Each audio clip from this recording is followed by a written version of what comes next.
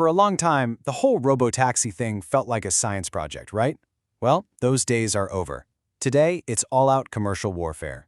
The question is no longer if self-driving cars will happen, but who's going to dominate a market that is poised to literally reshape our world.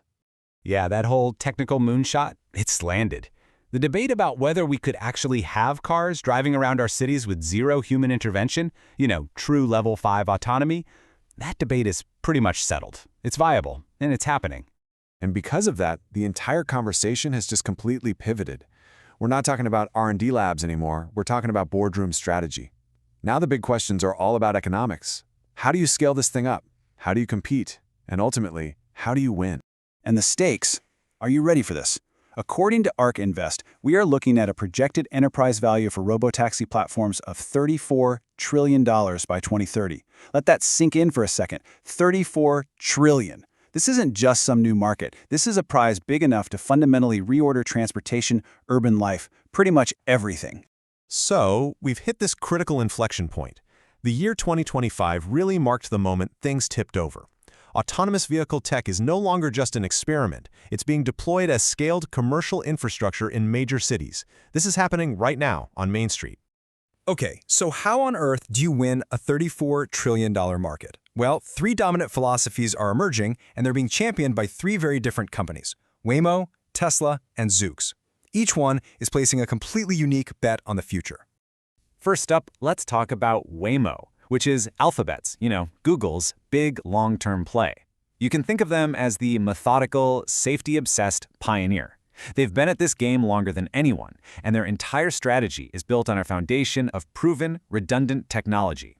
So, Waymo's approach is what we call full stack. Basically, they leave nothing to chance. They use a whole suite of sensors, LiDAR, radar, and cameras for maximum redundancy. But, and this is key, they don't actually build the cars themselves. Instead, they partner with automakers like Jaguar and Zeekr, and they integrate their incredibly sophisticated driver system onto these proven vehicle platforms. And does this meticulous strategy pay off? Oh, absolutely. Get this. Waymo's fleet averages an incredible 400,000 miles between any kind of police-reported collision. 400,000 miles. That safety record isn't just a talking point. It's their core competitive advantage. It's the gold standard that the entire industry is chasing. Now let's do a complete 180 and talk about the exact opposite approach. Let's talk about Tesla. These guys aren't just trying to join the market, they're trying to shatter it. They're the radical disruptor. Their philosophy is all in on AI, massive scale, and making these huge bets that go against industry convention. At the very heart of Tesla's strategy is their vision-only path. This was super controversial.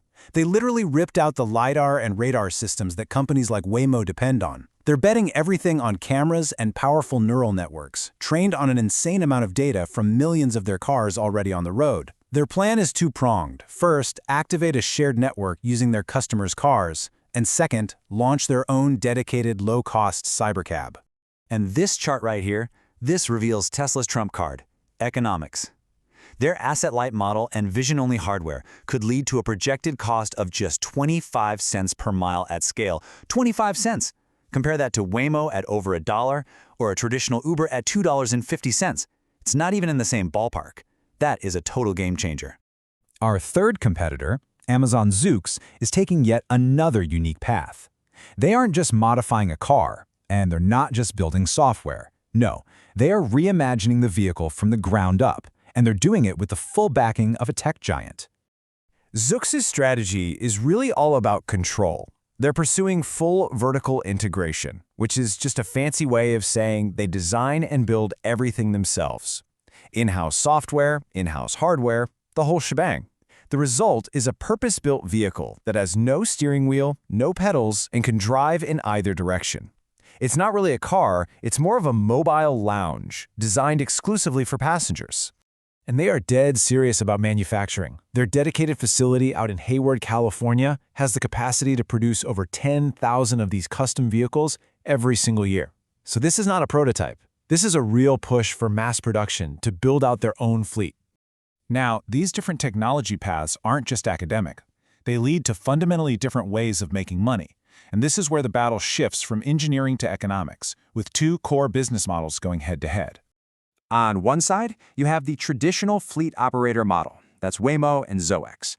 They buy or build the cars, they own the fleet, they operate the service. Now, this means huge upfront costs, but it gives them total control over the customer experience. On the other side is Tesla's radical model.